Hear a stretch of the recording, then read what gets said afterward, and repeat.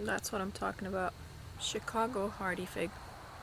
Now that it's getting cold, these figs are so small. Well, not super small, but they're not as big as they should be because of the cold weather. Well, that was a nice snack. Hi guys, this is Chantal, and today I'm going to be planting a grapevine, a plum tree, and a lilac. I was also planning on putting the garden on winterizing the garden or preparing it for the cold weather. I was going to put some frost covers over the beds on this side, over the potatoes and the sweet potatoes over here on this side. You can see a little bit of them right here, and also over the tomatillos, the eggplants, and the peppers, because I really want to save them before the frost comes and kills them. I also have a rosemary that I want to dig up, and I want to dig up a couple or three of my favorite pepper plants. I was going to dig up the eggplant, but now I'm looking at it and these plants are gigantic and I don't have a place inside the house to actually accommodate for that space. So I can't have too many plants inside because I already have some plants inside. And honestly, right now I am neglecting my indoor plants. During the growing season, I just tend to neglect my indoor plants because I'm super busy with outside, and when I come inside I'm super busy with just housework and stuff, so they end up getting neglected. So I already put the hoops on the beds. I put 3 hoops on each 8-foot bed, and these are just the metal wire that you see over here, and they come in a coil, and they're a heavy gauge wire. I think they're a 9 inch, not 9 inch, what's gauge 9? I don't know how to describe it. I'm not it's not my expertise, honestly, but they seem to hold up the frost cover good enough. I don't think they would hold it well under snow, because the snow would just be too heavy for them and they would collapse over that weight, but just during frost I think they would be very good for that. So that's my plan. I don't believe I will be able to do that because it's about to get dark and I just want to get going on planting these plants before it gets dark. I might be able to plant 1 or 2, or 3, who knows, we'll see. So I got some planktone. I know it's a controversy to fertilize plants when you are planting in the fall, when it is trees or shrubs or things of the like. My personal opinion is that these are still alive, they still need nutrients, and unless the soil has all the nutrients that they need, I don't know how they are going to grow, because they do need to grow their roots and such, and yes, they will extend their roots to search for the nutrients around them, but I think just to kind of give them a head start when you first plant them in the soil, my personal opinion is that you need to give them some nutrients, because I've done that with the cherry trees in the front and they seem to do really well. They liked it. The only problem that I was having was the deer. They were coming and mowing them down to nothing.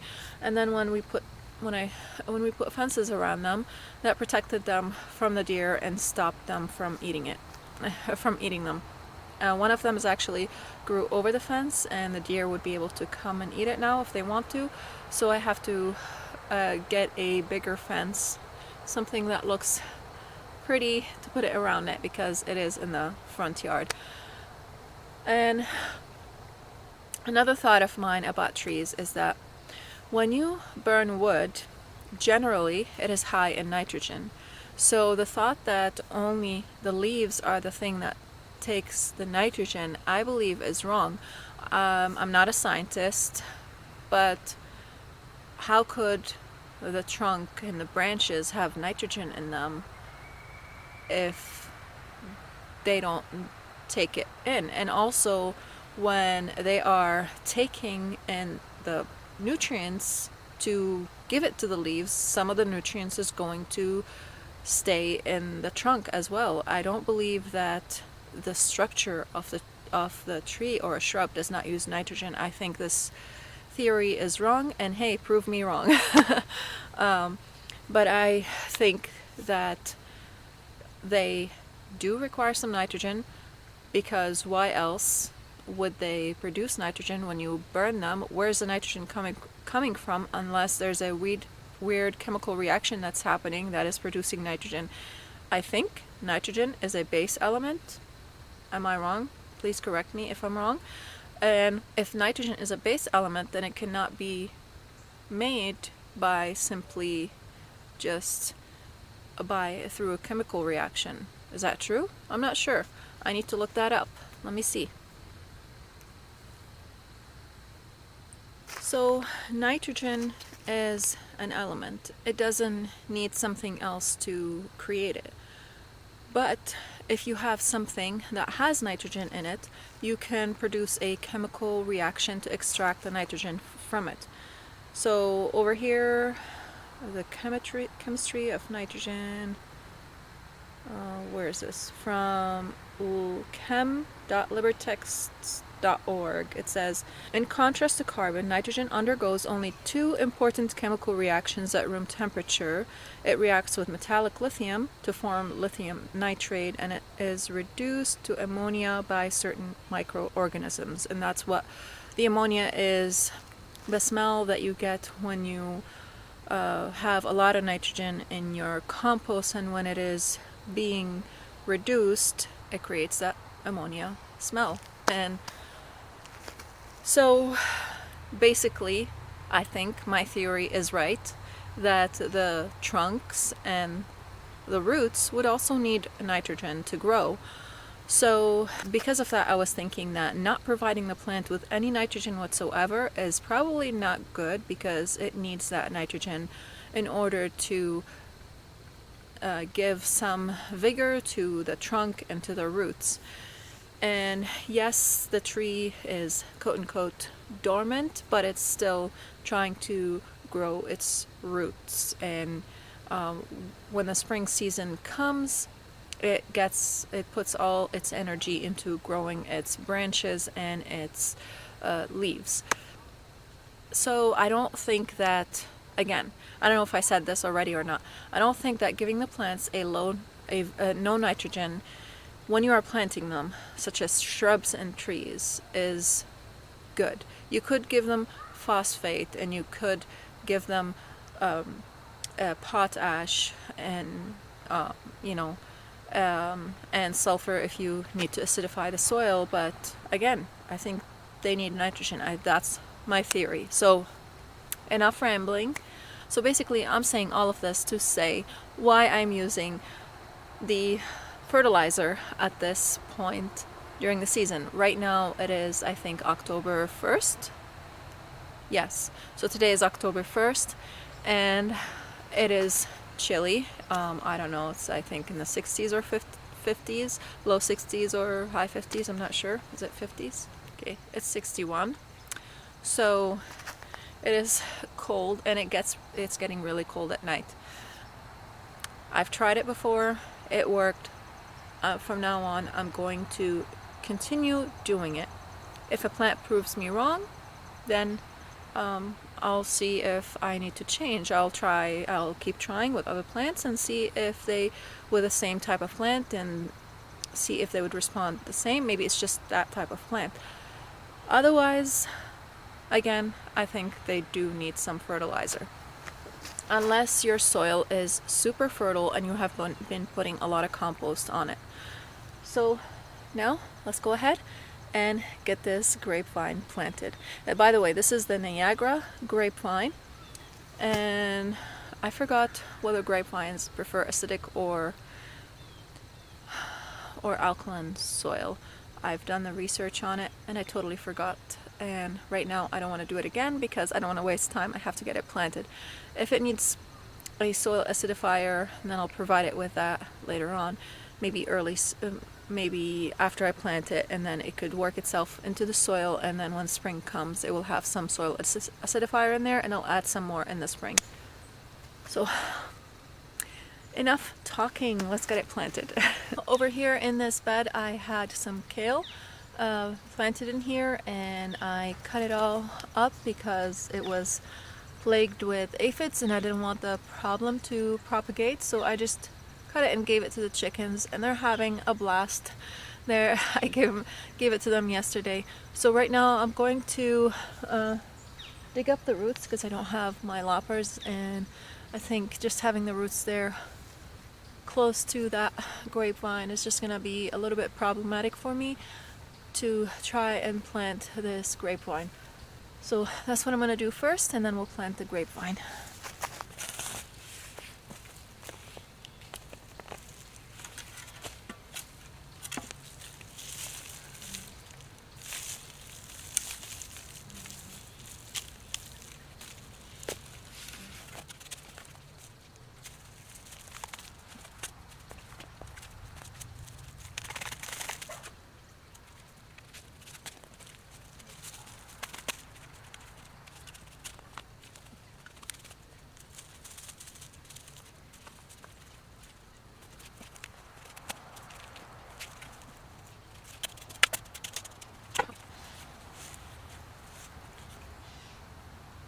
I am going to put the grapevine in the center of this of this side of the bed.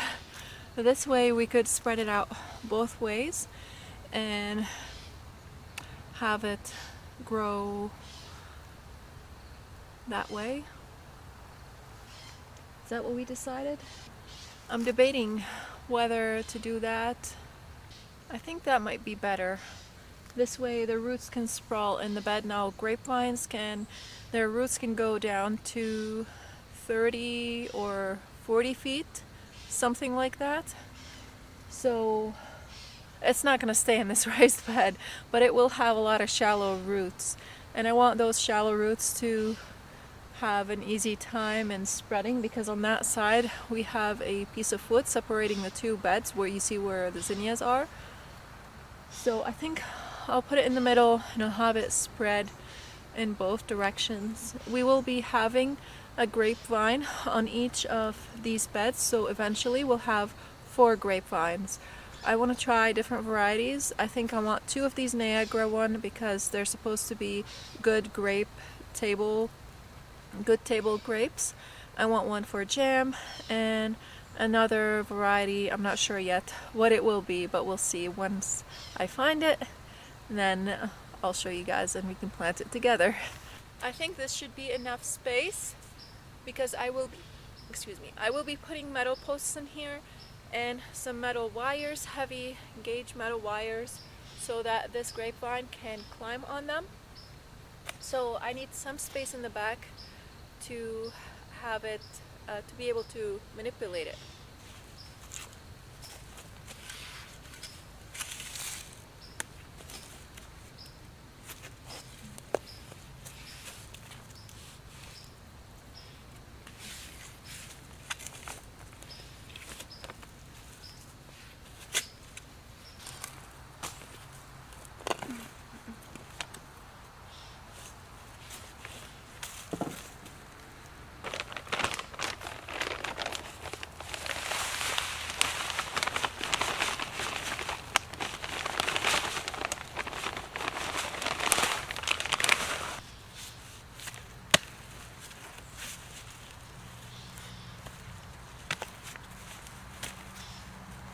I started this grapevine from bare root.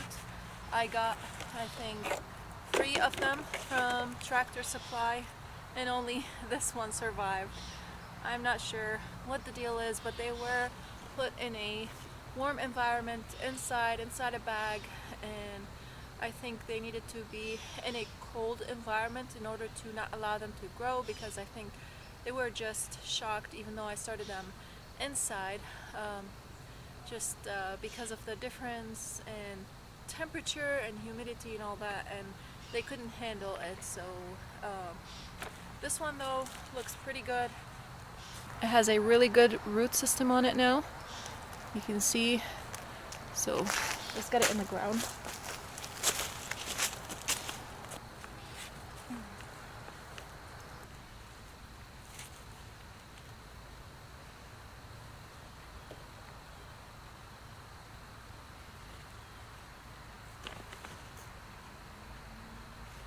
Okay, one down. I think this looks pretty good.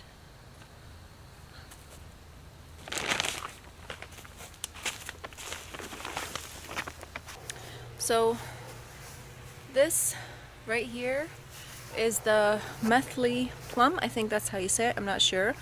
This also was bare root. We got several trees and that is the only one that survived. I wanted another variety of plum, I forgot its name. It is elongated, it's mostly sour and has a slight bitter taste. It is my favorite variety of plum, and I wanted also this variety so that we can just, the whole family can enjoy it and not just myself. So this plum tree has struggled so much because when we received it, it barely had any roots on it. It was like, I think this much root on the whole tree. And I potted it and it took forever to start growing, and finally by the end of the summer started putting on some growth, and now it is starting to turn into its fall color slightly. I feel like also there might be some chlorosis going on because I didn't fertilize it again after the initial fertilization, and in a pot you have all this water runoff and it's leaching nutrients out of the pot, and it is a small pot. It does have a lean to it, so it will need staking. It looks severely leaned right now in the picture, just because in the video, because it is also on a sloped plate. I put it on a sloped area, so that's why it looks severely. It looks like it's leaning severely. But I think with a little help from some staking, it will be okay. So right now we are going to take this to the front and plant it, but before we do that I want to show you my plan for the front. I finally was able to draw out a plan for what I want the orchard to look like in the front.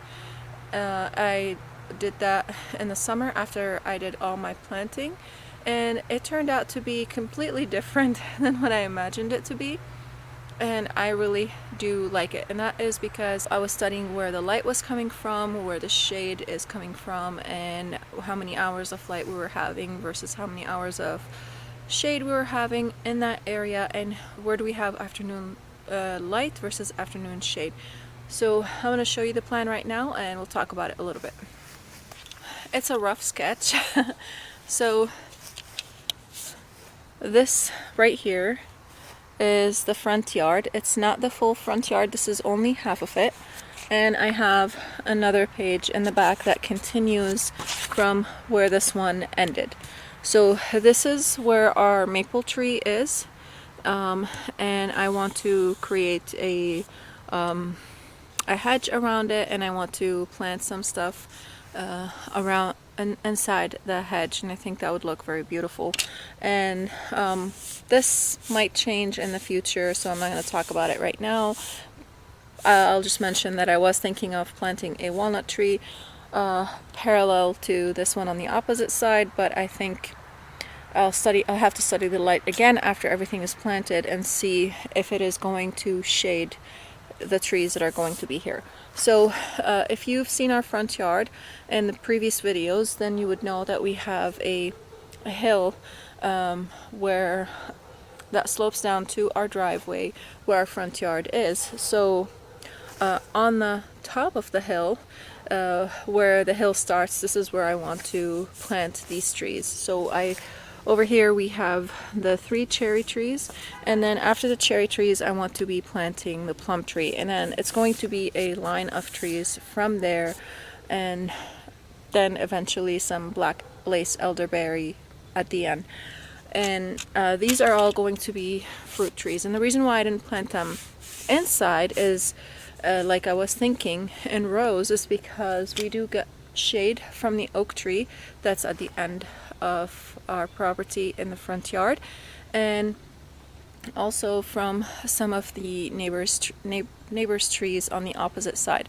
So to make sure that these trees are going to get enough sunlight and they are going to grow and produce fruits, I wanted to plant them in this area. And I was thinking this is going to provide a visual, a sort of a beautiful appearance to the front yard, where in the spring you are coming in and you see all these beautiful trees with the flowers and they're leafing out. Some of them will flower at different times than others, and then in the summer they will have fruits. We will see how we're going to be taking care of protecting them from animals, but at the same time still having this beautiful appearance without having all these fences and all that stuff. So that's the challenge there that I will have in the future. For now, we are going to plant it, and then we will have some type of fencing around it later on, before the deer come, hopefully. I won't be able to do that today, but we will have to protect it from the deer so that they won't devour it. So let's take it to the front, and I'm not going to dig a huge circle around it just because I am lacking time right now. I am out of time, so I have to finish this up, all this planting, especially that the cold season is coming, and I want to make sure these plants have the time to set their roots in.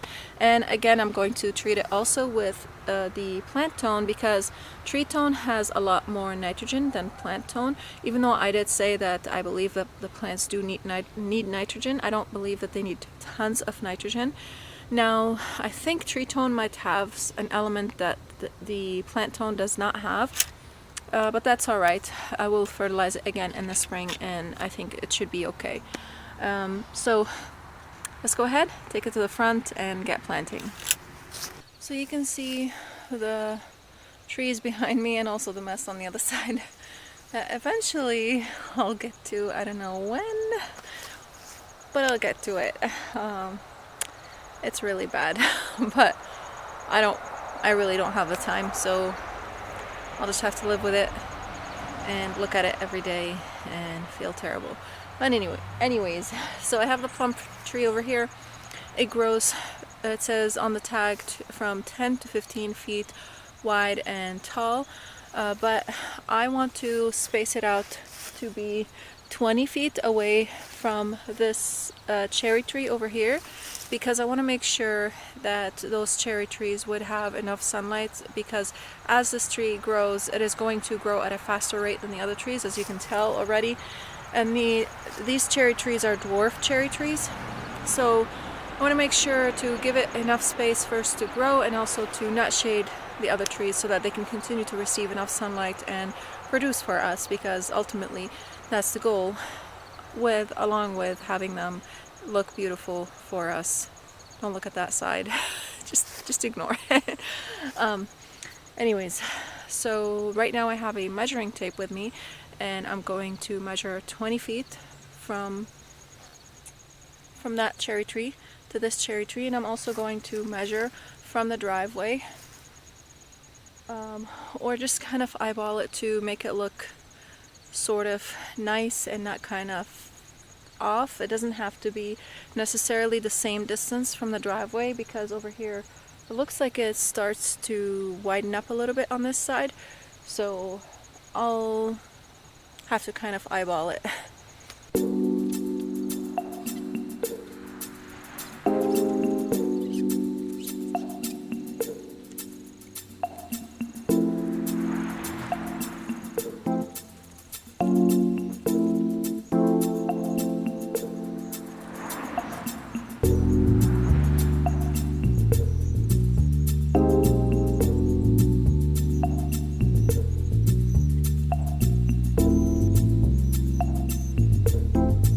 I think I found the spot. If you look from here, it's centered with the rest of the trees, and that's what I want. And I want them to kind of go up the hill this way and all be centered together. Oh, the camera's tilting over here. So I'm gonna get ahead and plant it before it gets too dark.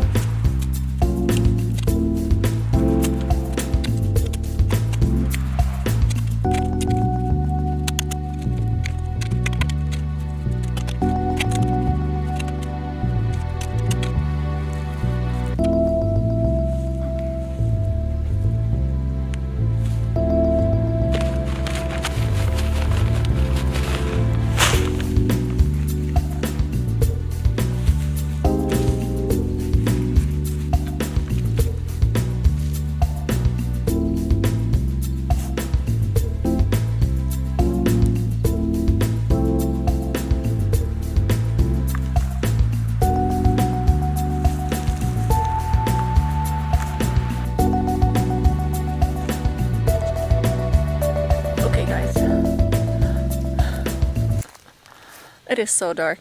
It's planted. Here it is. It's in the ground. I'm going to sign off now. Thank you so much for watching. If you're new here, don't forget to subscribe. I'll leave a video of when I planted over here, when I planted the cherry trees, and a few other videos for you guys to watch. Thank you so much for watching again, and I'll see you next time. Bye.